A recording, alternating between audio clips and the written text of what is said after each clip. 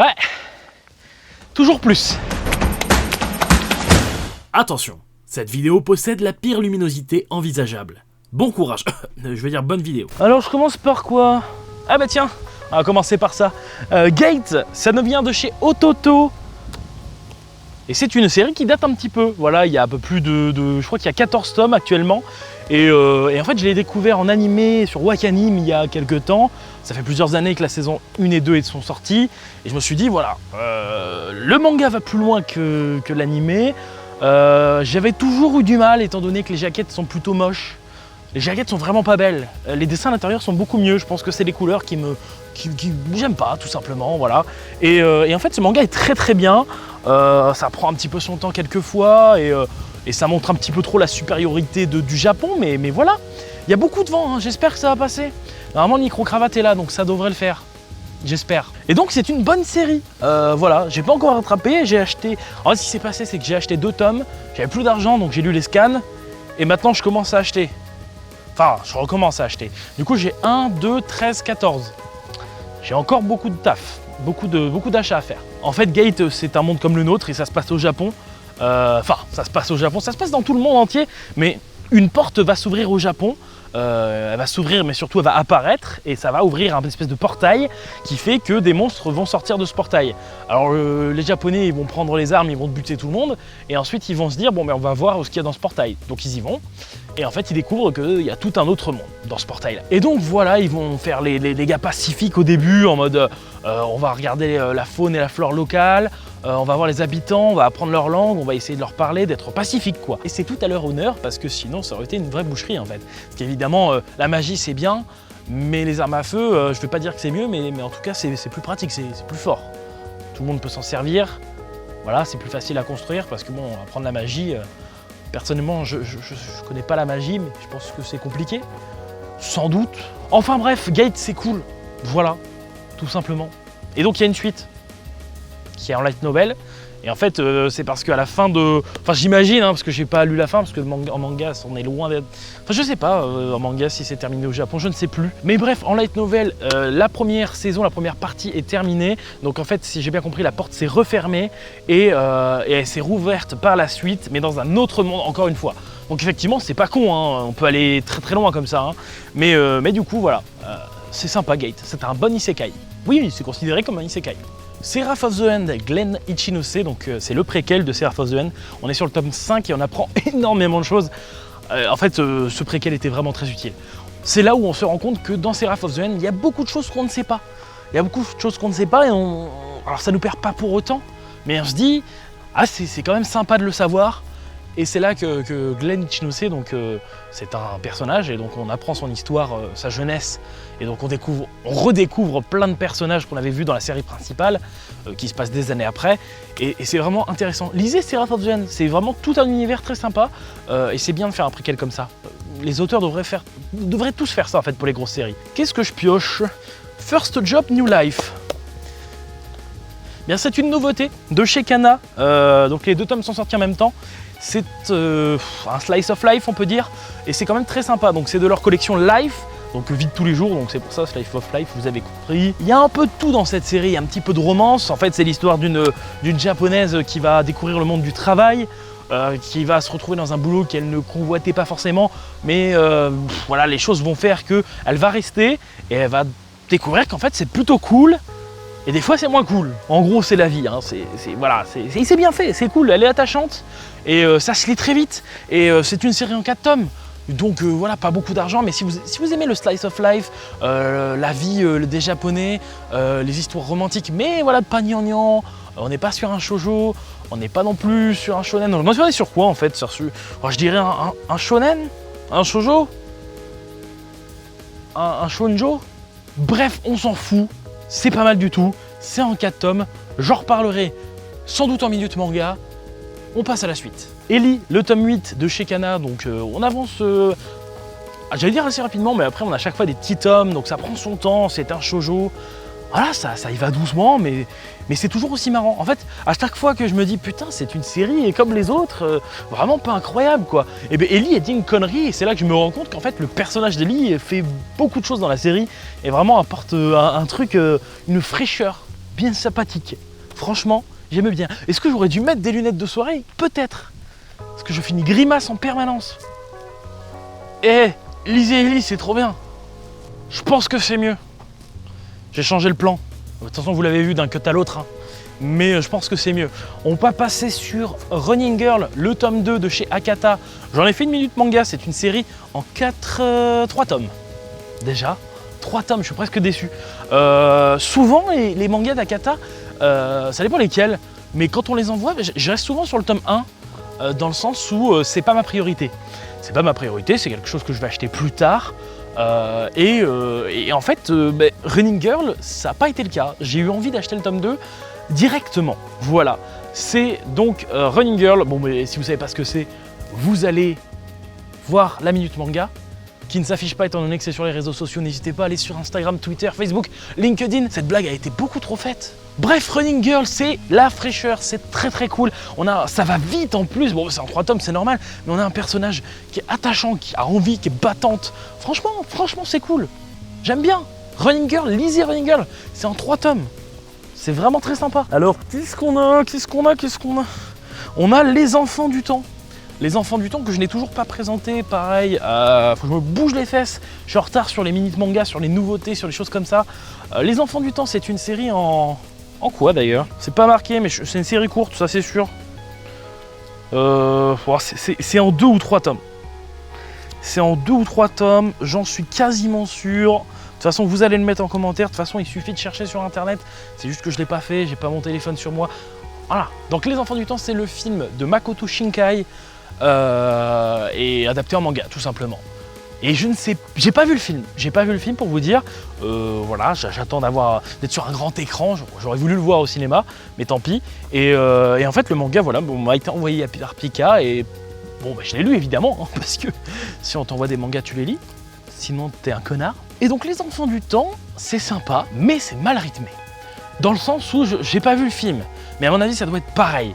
On est sur un manga qui va très vite, on a des ellipses où hop, tout d'un coup, on rencontre une personne, hop, cut, on est copains. Et là tu fais ah ouais, d'accord, ça va vite.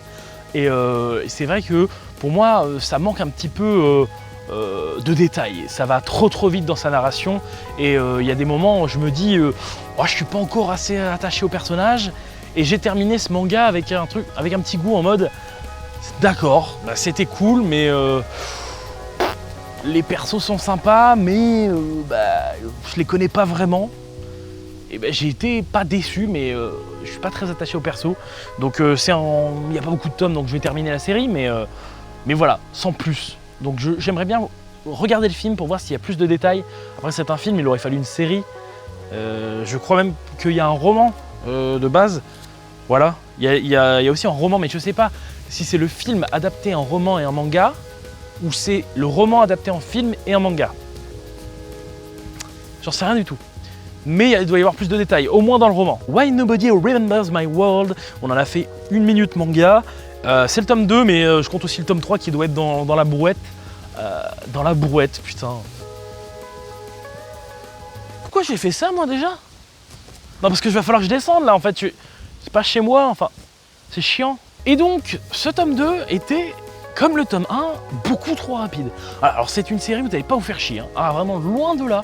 Le tome 1, il est passé, vraiment, on aurait dit un chapitre. Le tome 2, c'était juste les préparations. Et le tome 3, il y a eu de la baston, mais partout. Partout, mais c'est là qu'on a pu vraiment se régaler avec des dessins absolument magnifiques. Vraiment, c'est le type de dessin que j'aime bien. Et Dan n'aime pas. Voilà, il trouve que ça ressemble un petit peu trop... c'est pas assez vivant pour lui. Il y a beaucoup trop de mangaka qui font ce style de dessin. Je trouve pas. Et j'ai apprécié. Donc c'est à vous de voir. En tout cas, c'est très beau. C'est hyper dynamique. On a des personnages vraiment attachants. Et c'est une série pas courte en fait. Je sais pas. Il n'y a pas écrit derrière. Mais en tout cas... ça pourrait être une série courte comme ça pourrait être une série longue, mais si ça va vite comme ça alors que c'est une série longue, eh bien, il faudra des choses à raconter. Ah non, parce que là on est déjà en 3 tomes, on a fait beaucoup de choses. Je sais pas si on a fait beaucoup de choses ou si ça a été... Je sais pas. Parce qu'en tout cas, ça se lit vite. Mais est-ce qu'il y a beaucoup de choses? Bon, j'en sais rien, mais en tout cas, j'ai aimé. Voilà, j'aime beaucoup. Et le tome 4 arrive le mois prochain, ou le mois d'après, septembre je crois. Mais en tout cas, c'était très très bien.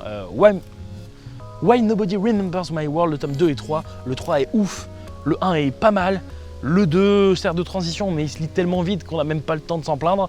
Donc, et le 3 est arrivé vraiment très très vite. Hein. Donc moi je pense qu'il n'y a pas à se plaindre. World's End Harem, le tome 8. Ça va vite, ça va assez vite et vraiment ça s'accélère dans le sens où c'était vraiment que du cul dans les premiers tomes. Et là on a vraiment une histoire. À croire que l'éditeur il a dit au mangaka, mec, bon ok ta série marche, mais là on est parti sur 50 tomes, donc tu vas bouger ton petit cul. Ah, ça a marché parce que là il va vite et c'est pas trop dérangeant. Voilà, ça va vite mais pas trop vite. Et voilà, on espère que ça va bien se passer, que la suite va être aussi bonne. Pour l'instant c'est cool et en plus il y a des retrouvailles, mais je ne vais pas forcément dire quoi, qui, quoi, comment. Mais en tout cas c'était un très bon tome. Black Shadow, le tome 3 de chez Pika. Ah j'arrive pas, je suis désolé, j'y arrive pas. Voilà, Pika a la gentillesse de m'envoyer Black Shadow et je vous avoue que sans ça je ne l'aurais pas continué. Je suis encore curieux, hein. J'ai quand même envie de voir la fin, mais c'est un shonen beaucoup trop classique. Je suis toujours pas attaché au perso. En plus là il nous fait une crise d'adolescence dans un tome 3, franchement ça me fait chier. Donc je sais pas comment il va rattraper ça, je connais des gens qui aiment bien. Après ils me disent qu'ils sont bon public. Je suis censé être bon public, surtout que c'est un shonen classique, on en a déjà vu des très bons. Black Clover par exemple. Black Clover avait un début vraiment basique, voilà, et c'était pas mal, mais sans plus. Et finalement, au fur et à mesure, c'est devenu assez bon, et même, bon, je suis pas à jour, mais il paraît que maintenant c'est top. Donc voilà, je suis curieux, je continue, mais voilà, je pense qu'il y en a beaucoup qui s'arrêtent au tome 1 ou 2. Voilà, dites-moi si vous aimez Black Shadow, histoire qu'on soit au courant. World's End Harem, c'est le tome 2. On est sur une couverture que j'apprécie encore énormément. Donc c'est le spin-off, j'en sais rien. C'est dans la série des World's End Harem, c'est pas forcément dans le même univers, parce que c'est pas dans le même monde, mais on est sur de l'harem quoi. Voilà, tout simplement. Je pense que ça marche bien au Japon. De toute façon, le cul, ça marche toujours bien. Partout en fait. Et donc par contre là on a une histoire qui tient la route, je trouve, c'est sympa. On n'a pas que du cul par rapport à la série principale et j'aime beaucoup. Voilà, on a une histoire qui avance, on a un personnage assez badass, assez intelligent et là on a un petit retournement de situation. C'est pas incroyable mais ça fait le taf et franchement c'est cool. Même si c'est allé assez vite et que je trouve que on en veut plus quoi, tout simplement. Mais World's End Harem j'aime bien et c'est vraiment une très belle jaquette. Konosuba, le tome 1, bon il y a aussi le tome 2, c'est Meian qui me l'a envoyé, merci à eux. Et donc j'en ai fait une découverte du mois, donc vous êtes sans doute déjà au courant sur mon ressenti, etc. Donc c'est une très bonne série, il n'y a aucun souci, c'est assez cool. Par contre, un petit mea culpa, parce qu'on m'a beaucoup dit dans les commentaires, l'anime est mieux. Je fais oh, pas tant que ça, et je suis allé voir le premier épisode. Et c'est vrai que voilà, le dessin est sympa, mais l'animation dans Konosuba fait beaucoup de choses. Les voix, etc., ça, en termes d'humour, etc., c'est vraiment pas mal. Donc je conseille le manga, mais l'animé, voilà, est un petit peu mieux, c'est vrai. Donc, mais si vous êtes plus manga, allez-y, c'est très bien, c'est sympa. Je voulais juste vous dire ça. Si vous voulez plus d'avis, il y a ma découverte du mois qui s'affiche là. Si elle ne s'affiche pas, c'est que je suis une feignasse. Oh, il y en a beaucoup trop, je vais essayer d'accélérer. Hein. Il y en a beaucoup trop, c'est fou. Arifureta, le tome 1. De Zero à Hero, bon un nom toujours assez spécial, c'est de chez Delcourt Tonkam et c'est un manga que je suis content de trouver. Voilà, bon même si j'en veux toujours à Delcourt Tonkam, bon déjà pour le nom mais ça, en vrai je m'en fous, c'est surtout qu'il y a tout un chapitre à la fin d'une autre série en fait de chez Delcourt Tonkam qui est sortie en même temps, qui est aussi un isekai, mais voilà c'était pas obligé. Pour moi c'est pas la même chose et là on a un gros tome pour rien quoi, c'est limite faites-nous acheter des pages qu'on veut pas, c'est dommage. Donc c'est dommage, mais à part ça, c'est une très très bonne série. J'en ai fait une découverte du mois. Bon, je pense que beaucoup d'entre vous l'ont vu, étant donné les vues. D'ailleurs, merci, hein, c'est sympathique de faire des... J'adore faire des découvertes du mois, donc quand ça fait des vues, ça fait plaisir. Après, même si ça en fait pas, Konosuba a moins bien marché, je m'en fous un peu. Après, de toute façon, c'est un peu de ma faute. Hein. C'est le titre, c'est tout ça. Hein. Voilà, être youtubeur, c'est faire de la communication. Et voilà, on a des manquements des fois, effectivement. Flagellez-moi, je suis qu'une merde en fait. Je veux dire, c'est bien, Arifureta. C'est cool, c'est un bon isekai. On passe à la suite. Todag 6, Tales of Demon and Gods, ou Todag, c'est numéro 6 de chez Nazca Edition. C'est toujours aussi bien, voilà, je connais l'histoire, je rappelle, je l'avais lu en scan à l'époque, et c'est toujours un putain de plaisir de redécouvrir cette œuvre. qui est juste folle. C'est trop cool. En plus, les tomes arrivent assez vite. La couleur est toujours aussi incroyable. Franchement, moi, ça me gêne pas du tout. Et au contraire, je trouve que ça rajoute vraiment quelque chose. On s'avance. On en veut plus, mais ça avance. Blue Eyes Sword, le tome 3 et 4, c'est de chez Kurokawa. Donc, c'est la suite de Red Eye Swords, qui est une série incroyable. En manga. Attention, en manga, l'anime est vraiment pas ouf. Enfin, du moins, la fin. La fin est pas ouf du tout par rapport au manga qui est forte, qui est très très forte en émotion. Et c'est une très très bonne série que je conseille. Et Blue Eyes Sword, c'est vraiment pas con. Je rappelle le principe, en gros, c'est donc l'héroïne de Red Eye Swords, Akame, qui s'en va pour diverses raisons à la fin de Red Eye Swords. Et donc qui se retrouve dans un autre continent. Dans un autre pays, dans un autre continent, sans doute, un autre continent, oui. Et du coup, on découvre un petit peu comment ça se passe. Elle fait des rencontres, on est dans une ville vraiment plus asiatique, avec une culture voilà, qu'on reconnaît, avec voilà, des sabres, très peu d'armes à feu. On est sur des armes de contendantes. Red Eye Swords avait un univers pas trop moyenâgeux, alors que là, c'est vraiment le cas. Dans Blue Eye Swords, et voilà, on a des nouveaux pouvoirs et on est vraiment sur des batailles de clans, quoi, des grosses batailles. Parce que dans Red Eye Swords, c'était vraiment du 1 contre 1 avec des persos super forts. Là, on est sur voilà, des armées. Voilà, on est sur des petites armées au début, mais ça va venir. Et on a des personnages très intéressants. Il y a des choses qui font faire, je pense, surtout dans le tome 4, on découvre un personnage qui est sans doute lié à Akame. Je ne vois pas qui c'est, mais on se doute qu'il est lié à Akame.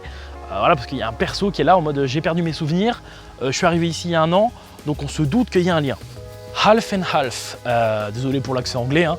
C'est une série de chez Pika, c'est en 2 tomes et c'est très très bon. C'est ce genre de série en 2 tomes que je souhaite. Il y avait Doki Doki qui nous avait fait une série en 2 tomes qui était très forte, je vous en avais déjà parlé. Et là c'est la même chose, c'est des super beaux dessins, c'est le même dessin que Fuka.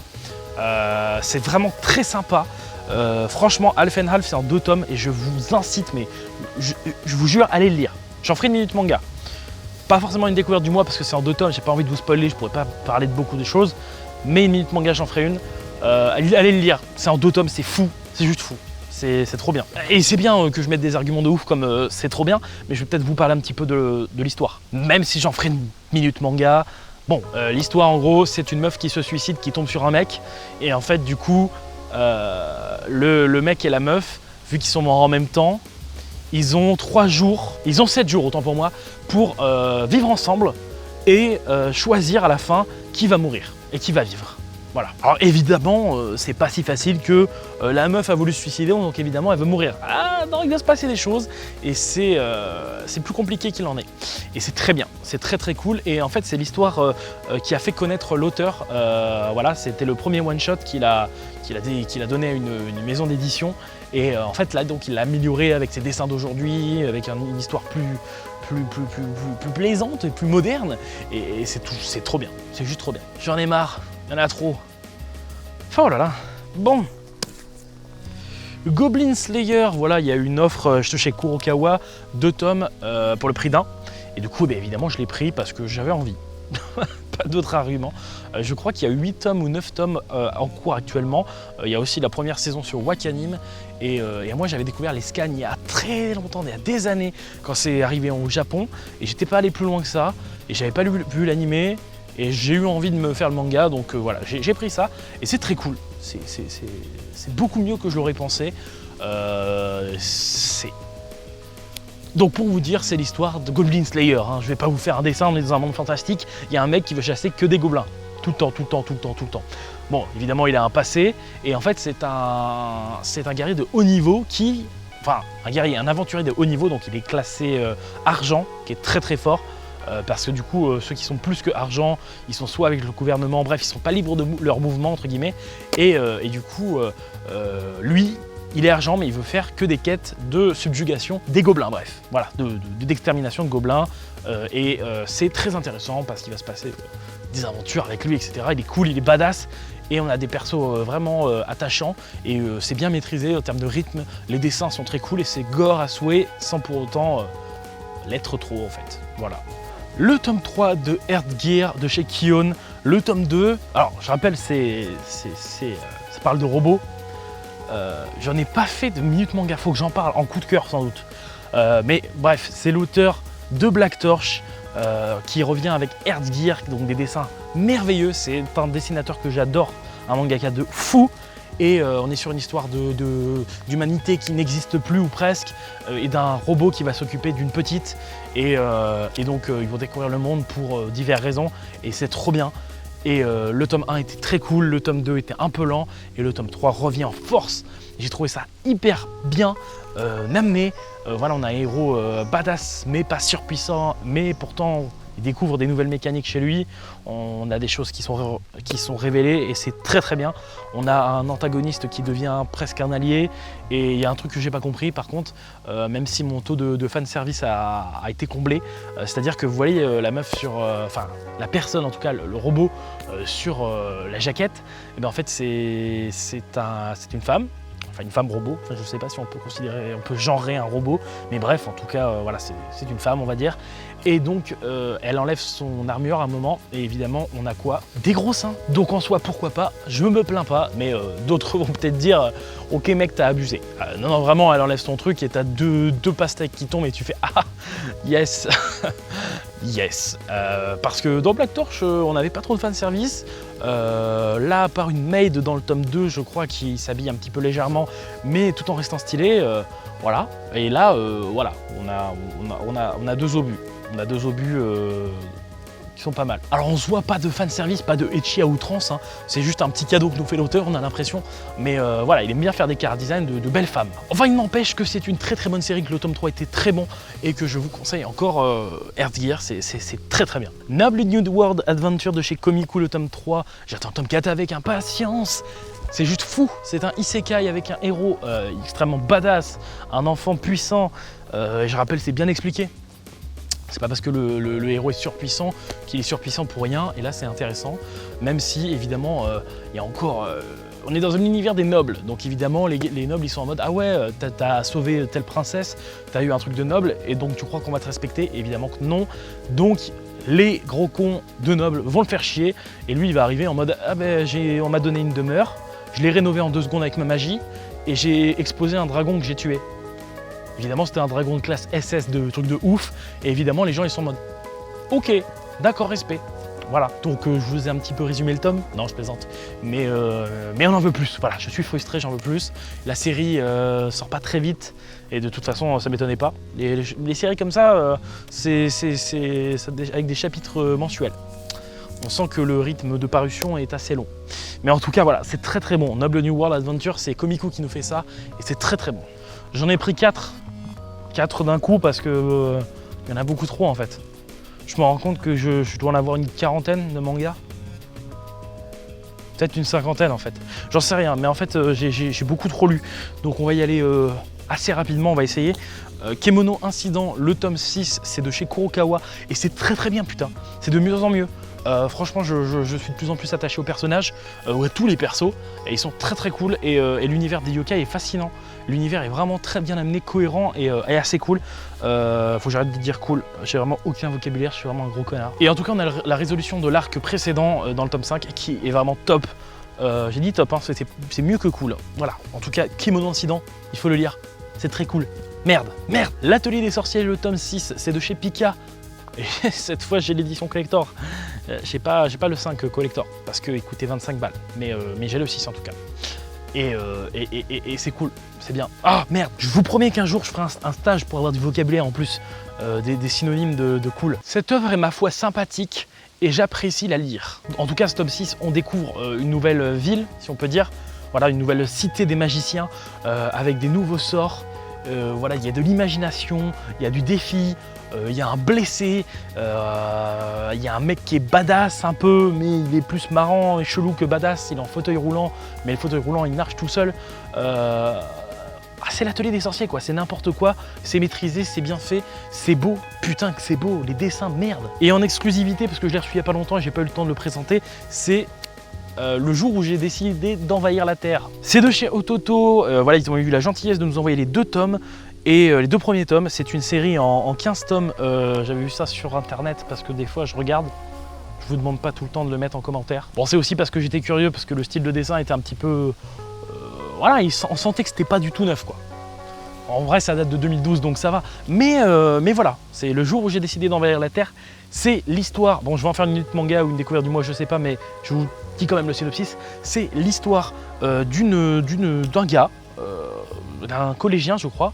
Non c'est bon, parce que je peux lire aussi le synopsis, hein. Je sais lire en fait. Pas sûr que j'ai besoin de la péter sur ça. Bref, c'est un gosse qui arrive tout juste au lycée, qui va rencontrer une meuf qui va lui mener la vie un petit peu dure, parce qu'elle va lui dire en fait ton cœur c'est le mien et je suis une extraterrestre et en fait je veux envahir la Terre. Enfin du moins je veux être la reine du monde quoi, je veux la conquérir. Voilà. Et du coup il y a des aliens, il y a du slice of life, il y a un petit peu d'action. Dans le tome 2 elle se met en colère à un moment. C'est sympa. Mais c'est rythmé bizarrement. On sent que c'est pas très moderne. Je suis quand même très curieux. Je pense que ça peut être vraiment bien. Mais c'est mi-slice of life, mi-shonen de baston, mi-science-fiction. Voilà, je le mettrais plus dans la case slice of life que science-fiction pure et dure baston. Il le fait pas bien ça, ou pas assez en tout cas. Donc c'est un ovni, pas mal. Ça parle extraterrestre et je dis ovni. Je suis drôle en fait, je suis juste marrant. Enfin bref, je vous en reparlerai dans une vidéo, sans doute une minute manga, mais curieux, très curieux. J'ai encore pris plein de tomes. Non parce que merde, ça fait 50 minutes que je tourne, je vais me dépêcher quoi. Danmachi le tome 8, on a aussi Sword Art Oratoria qui vient d'arriver chez Ototo, mais il faut le lire, tout ce qui est Danmachi, il faut lire, c'est trop bien. C'est dans un univers fantastique hyper cohérent avec des personnages attachants à souhait et des bastons qui font bien plaisir. J'ai acheté les 5 tomes de Fantasy Lazy Life. Voilà, en fait j'avais déjà eu le tome 1 et je l'ai donné et je les ai rachetés du coup parce que je les ai trouvés pas d'occasion en fait. Non, j'ai tout acheté. J'ai eu envie. Vous savez, les envies, des fois, ça vient comme ça, on réfléchit pas et on achète et en fait, c'est cool. C'est très bien. Je vous en parlerai pas en vidéo, donc je vais vous raconter un petit peu le synopsis. Imaginez-vous, vous êtes là, on vous invoque. Devant vous, il y a une meuf qui vous dit, la meuf est bien gaulée, et vous dit, je suis la reine du royaume, t'es dans un autre monde, épouse-moi, j'ai besoin de ton sang parce qu'il y a de la magie dedans.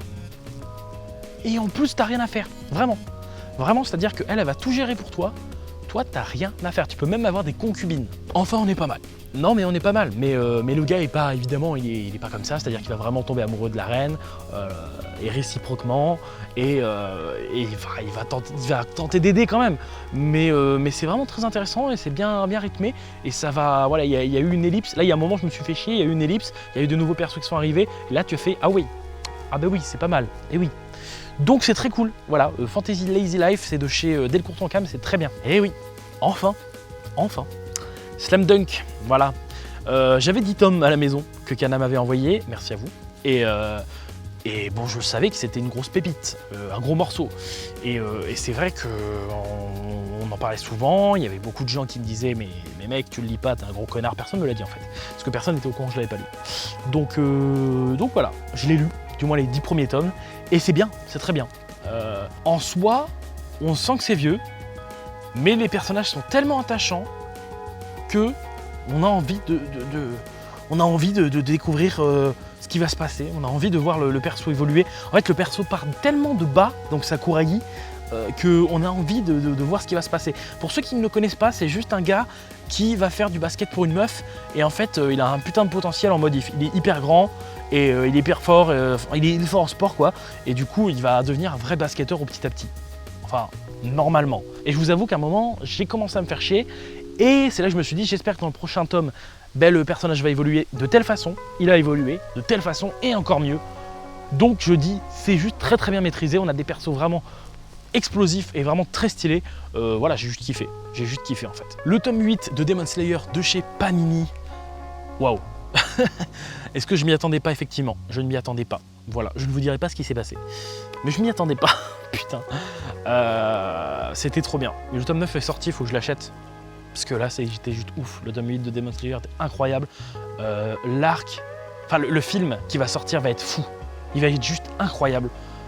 Par contre, ça allait d'une vitesse, ça va à une vitesse. L'arc, il est passé en 1 tome et demi. Ça va être un film qui va faire 1 tome et demi. C'est juste fou. C'est juste fou. Vraiment, le scénario est vraiment top. Il est vraiment top. J'ai été choqué. positivement, vraiment positivement, et Demon Slayer c'est vraiment bien. Franchement c'est très très bien. Orient, le tome 1, bon j'en ai fait une minute manga mais je vous ai pas donné vraiment mon avis. Je vous ai juste raconté de quoi ça parlait, etc. C'est bien, c'est vraiment bien. Mais c'est pas du niveau de Maggie, hein. Loin de là, on est sur des persos vraiment classiques, on a un univers qui est sympa sans plus. Il y a des manquements, pour moi il y a des manquements, vraiment on n'est pas du niveau de Maggie, c'est bien dommage. Donc Shinobu Otaka, malheureusement, on n'est pas sur un truc incroyable, mais c'est pas mal, Voilà, donc Orient Samurai Quest, c'est cool, mais il y a mieux. Depuis tout à l'heure j'ai des variations de lumière, je me dis que faire ça à l'extérieur, je ne sais pas si c'est la meilleure des idées. Of the Shield Hero, le tome 14, c'est de chez Doki Doki. Donc notre Isekai, notre vengeur, qui n'en est plus un, malheureusement, continue sa route voilà, avec cette satanée tortue qui est revenue d'entre les morts en mode zombie et qui nous fait chier. Et je vous avoue que je me lasse totalement de cette série, j'en ai marre. Voilà. On est parti d'un truc où le gars voulait se venger, voulait devenir fort et tout, et là on est parti en cacahuète. Bon, il y a un bon combat quand même qui est stylé, mais je vous avoue que je me lasse, j'ai envie de lire la suite, mais j'en ai commencé à avoir un petit peu marre. Si ça continue, il va faire nuit, hein. J'espère que la caméra va tenir le coup. Jagan, le tome 8, donc c'est le tome 8 et 9, hein, parce que je viens de relire un petit peu, mais en fait le tome 9 je l'ai lu aussi. Je sais pas s'il est là ou il est chez moi ou bref, mais en tout cas je l'ai lu et c'est cool. J'ai bien aimé parce que y a des meufs à l'arrière du manga. Non, c'est pas à cause de ça, mais il y a un bon combat. On a une histoire d'alternative qui continue d'avancer avec la meuf, enfin l'homme qui a pris possession de la meuf, qui va prendre possession d'autres gens, qui est même tombée amoureuse d'un gars chelou. Enfin bref, voilà, on a une trahison du côté du tome 9 qui est assez... On s'en doutait un petit peu. Ça a été amené lentement et on s'est dit oui, ça va arriver. C'est arrivé. Est-ce que c'est un connard? C'est possible. Est-ce que c'est un agent double? C'est possible aussi, on ne sait pas trop. Je pense que dans le tome 10, il va arriver en mode je vais flinguer les autres et je vais dire en fait non, j'étais avec les gentils. Ou pas, hein, je sais pas, mais en tout cas, ce qui est sûr, c'est que les antagonistes de ce nouvel arc sont beaucoup plus dangereux qu'on ne l'aurait cru. Et donc, j'ai hâte de lire la suite. Jagan, ça part vraiment dans... Ça commence avec un petit truc, et là, on est sur un truc d'envergure mondiale. Jagan, c'est fou, c'est fou. Gum Last Order, le tome 9. Bon, que dire? Déjà la meuf sur la jaquette, pourquoi on a ça? Non, parce que cette meuf ne servait absolument à rien dans ce tome. Je sais pas si vous avez lu Last Order, mais ce tome, il était chelou. En vrai, on a du combat de fou, mais par contre, on a une histoire, un background là sur un personnage. On en avait rien à foutre. Franchement, Yukito Kishiro, il est arrivé en mode regardez, je fais des antagonistes intéressants, regardez, pam pam. Il pose un background et tout. T'es là en mode ouais, non. Retourne faire comme il a fait avec son one-shot sur le motorball là, c'était cool. Mais il aurait pu carrément faire un one-shot. Enfin bref, c'était vraiment pas utile de faire ça, c'était vraiment pas intéressant. Cette meuf, elle s'est fait éclater, je vous le dis, oui je vous spoil, j'en ai rien à foutre. Elle servait à rien du tout. L'antagoniste, enfin c'est même pas un antagoniste, c'est juste vu que c'est un tournoi, il y en a qui s'affrontent. Et le gars l'un des gars qui a combattu ne servait à rien. Franchement, c'était un clone un peu naze. En plus, pourquoi c'était un clone? Ça servait à rien. Il y a eu zéro réaction du mec original. Franchement, un peu déçu de ce tome. Il y a des idées. En fait, il y a des idées et il se dit ouais, vas-y, je la mets comme ça. Non, tu la mets pas comme ça. Il respecte pas ses idées. Il respecte pas ses idées. Il m'énerve. Soulland, le tome 2 de chez Nazca Édition. Un vrai plaisir, un vrai régal. Soulland, ça fait très longtemps que j'ai arrêté. J'avais lu un scan à l'époque. Et j'avoue que je m'en souvenais plus du tout. Et du coup j'ai retenté. Avec cette édition papier de belles factures de chez Nazca. Et c'est un régal en fait. C'est un régal déjà parce que le fait que ça soit pas numérique tout de suite ça donne plus envie. Et en plus l'histoire était vraiment très très cool. C'est par la suite ça se disperse un peu. En plus je lisais beaucoup de scans de webtoon à l'époque. Du coup voilà, j'ai essayé autre chose. Et donc aujourd'hui j'ai envie de m'y mettre à fond sur Soulland et c'est vraiment très très cool. Donc je vous la conseille. Donc je vous dis à bientôt avec mon petit chat. pour une vidéo un petit peu moins longue, j'espère. En tout cas, moi je vous dis à bientôt sur Manga Corp pour une vidéo peut-être un peu plus qualitative niveau lumière, parce que là c'est vraiment de la merde. Yosh.